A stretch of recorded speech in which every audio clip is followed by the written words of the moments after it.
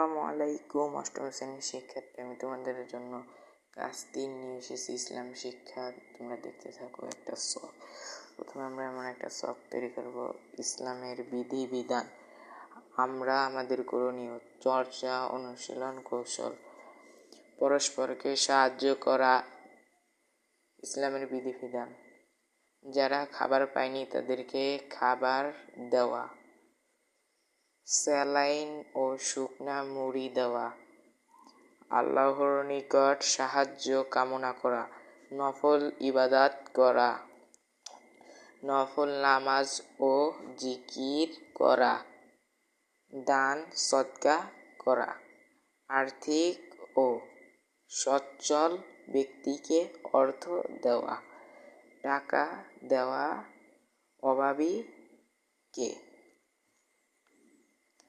খারাপ কাজ থেকে বিরত থাকা। আমরা কখনো খারাপ কাজ করব না।